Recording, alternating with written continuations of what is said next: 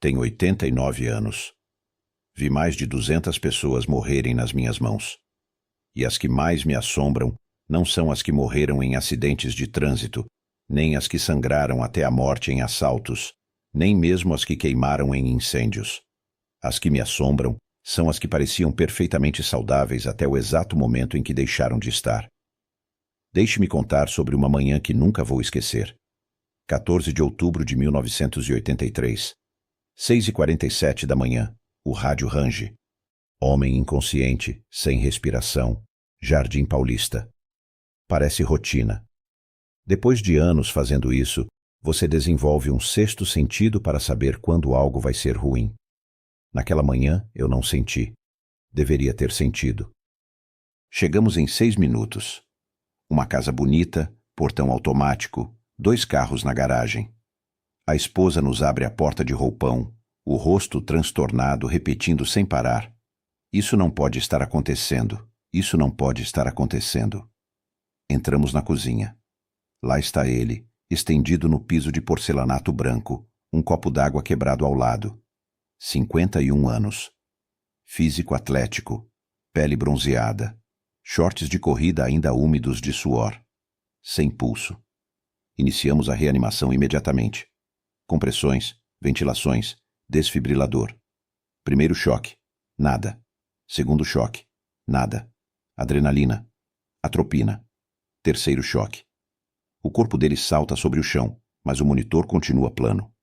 A esposa grita da porta que ele tinha acabado de correr 10 quilômetros, que estava treinando para mais uma maratona, que só comia vegetais e peixe, que a frequência cardíaca dele em repouso era de 48 batimentos por minuto. Trabalhamos durante 32 minutos. Usamos tudo que tínhamos. 4 choques no total. Cada medicamento do protocolo. Minhas mãos estavam dormentes de tanto comprimir o peito dele. Mas ele não voltou. Nunca voltou. No hospital, a autópsia revelou a verdade. 95% de obstrução na artéria descendente anterior esquerda. Chamam ela de viúva negra por um motivo. Aquela obstrução vinha se formando há uns 20 anos. 20 anos de acúmulo silencioso enquanto ele corria, enquanto ganhava medalhas, enquanto se sentia invencível. Naquela manhã ele correu 10 quilômetros se sentindo excelente. Entrou na cozinha, pegou um copo d'água e o coração dele simplesmente parou. Segurei a mão dele naquela cozinha. Ainda estava morna. E mais de 40 anos depois, ainda consigo sentir aquela mão na minha. Servi como paramédico em São Paulo durante 41 anos. Atendi mais de 12.000 emergências. Acidentes de trânsito na Marginal Pinheiros, onde tive que cortar ferragem para tirar corpos. Incêndios em favelas onde a fumaça era tão densa que você não via a própria mão. Overdoses, tiros, facadas, violência doméstica, crianças afogadas. Toda a escuridão que uma cidade pode produzir. Mas o que me obcecou, o que me tirou o sono durante décadas, foram os infartos inesperados. Especialmente em pessoas que todo mundo considerava exemplos de saúde. Corredores, marombeiros, instrutores de yoga, pessoas que nunca fumaram um cigarro na vida, pessoas que faziam check-up todo ano, pessoas cujos médicos diziam que estavam perfeitas. E lá estavam eles, na minha maca, sem volta. O padrão se repetia sem parar. A esposa, o marido, os filhos, sempre diziam a mesma coisa. Mas ele era tão saudável. Mas ela fez exame mês passado. Mas ele correu uma prova há 2 semanas. Como se saúde fosse um escudo mágico. Como se o coração negociasse com seus bons hábitos. Não negocia. Em 1991 atendi outro caso que ficou gravado na minha memória. Um homem de 44 anos desmaiou na academia enquanto fazia supino. A barra caiu no peito dele. Os colegas tiraram o peso e ligaram para o 192.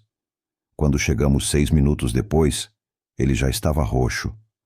Tentamos reanimar, mas eu sabia pelos sinais que ele já tinha partido antes da gente chegar.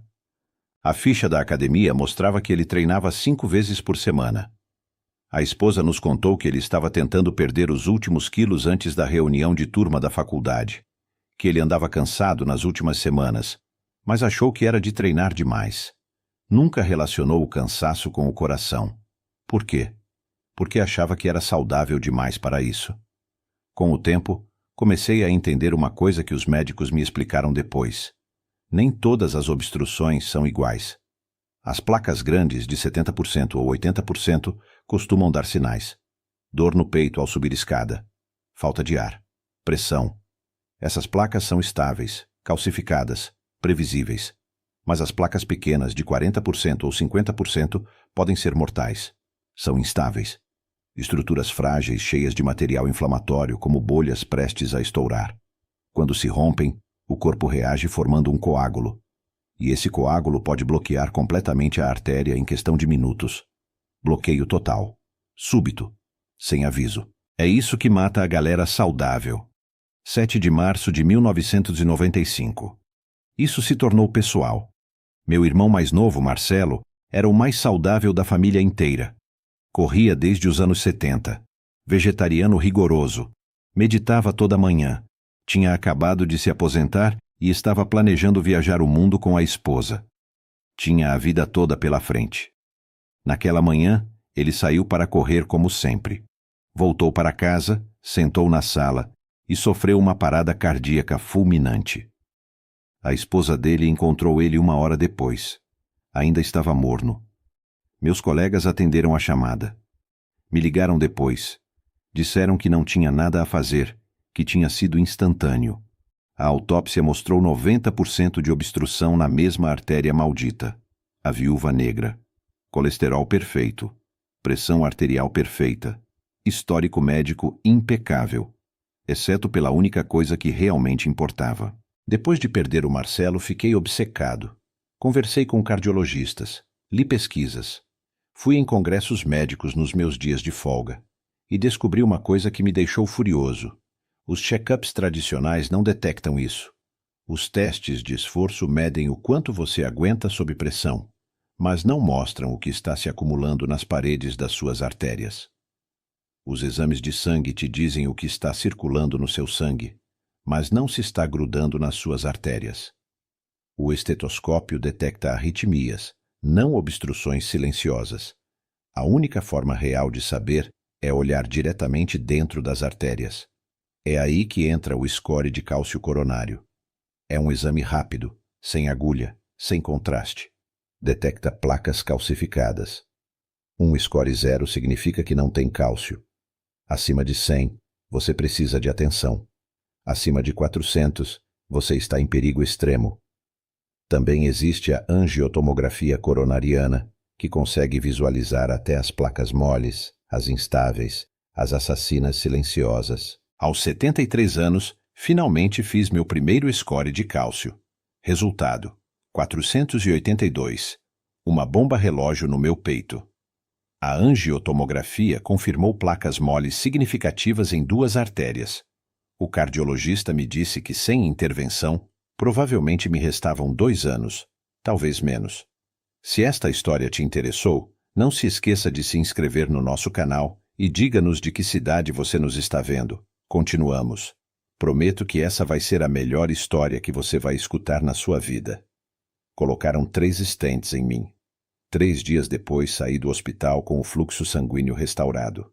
Isso foi há 16 anos. Desde então, faço exames anuais. Trato qualquer achado pequeno antes que cresça. Tomo minha medicação. Controlo minha pressão. Faço exercício, mas sem exageros. E hoje, aos 89 anos, estou vivo. Diferente do meu irmão. Diferente do maratonista. Diferente do cara da academia. Diferente de centenas de outros que vi morrer. Também lembro de uma mulher que achava que estava com intoxicação alimentar. Náusea, vômito, dor abdominal.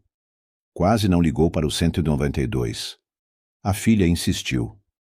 Quando chegamos, reconheci os sinais sutis. Palidez extrema, suor frio, aquele olhar particular que vi 1000 vezes. Preparei o kit cardíaco na hora. Era um infarto massivo. Chegou no hospital a tempo. Sobreviveu. As mulheres, aprendi, muitas vezes têm sintomas diferentes. Não aquela dor esmagadora no peito que você vê nos filmes. Náusea, fadiga extrema, dor na mandíbula ou nas costas. Muitas morrem porque nem elas nem os médicos reconhecem os sinais. Deixa eu te dizer uma coisa que aprendi depois de 41 anos nas ruas. Se sentir saudável não significa estar saudável. Seu corpo é incrivelmente adaptável. Pode funcionar com artérias bloqueadas em 90% sem te dar um único sinal. Compensa, se ajusta, encontra jeitos de continuar, até que não consegue mais. E quando finalmente falha, faz isso de forma abrupta. Para metade dos homens e quase 2/3 das mulheres, o primeiro sintoma de doença cardíaca é a morte. Não li isso num livro. Vi. De novo e de novo. Agora tenho 89 anos. Estou aposentado há 26. Sobrevivi a pessoas 20 anos mais novas que eu. Pessoas que corriam mais rápido, levantavam mais peso, comiam melhor. Por quê? Porque fiz o exame. Porque olhei para dentro. Porque agi antes que fosse tarde demais. Ainda penso naquele homem no Jardim Paulista. Ainda sinto a mão dele na minha. Ainda escuto a esposa dele gritando que era impossível. E penso que um único exame, um score de cálcio coronário que leva 10 minutos e custa menos que um jantar chique, poderia ter dado a ele mais 30 anos de vida. 30 anos com a esposa, com os filhos, com os netos. Mas ele nunca fez. Porque se sentia bem. Porque corria maratonas. Porque o médico dele disse que estava perfeito baseado em exames que não conseguiam ver o que realmente importava. Se você tem mais de 40 anos, me escuta. Faz o score de cálcio coronário. Não é invasivo, não dói, não precisa de preparação especial e pode salvar sua vida. Um score 0 te dá tranquilidade. Um score acima de 100 significa que você precisa agir. Acima de 400 significa que você está em perigo real e precisa de intervenção imediata. Não confia só em como você se sente. Não confia só em que você consegue correr 5 quilômetros ou levantar peso ou fazer yoga. Seu coração não negocia com seus bons hábitos. Só importa uma coisa para ele: se o sangue está fluindo. Mede. Investiga. Usa a tecnologia que está disponível. Toma a decisão de olhar para dentro antes que seja tarde demais. Minha vida dependeu disso, e a sua também pode depender. Vi mãos mornas demais. Escutei gritos demais de "mas ele era tão saudável". Trabalhei em casos demais onde 30 segundos antes tudo parecia perfeito. Não seja mais um. Não deixe a sua família ser a que grita que é impossível enquanto eu seguro sua mão no chão da sua cozinha. Faz o exame. Agora. Não mês que vem. Não quando você se sentir mal. Agora. Porque quando você finalmente se sentir mal, pode ser tarde demais. E eu já vi o suficiente disso para uma vida inteira.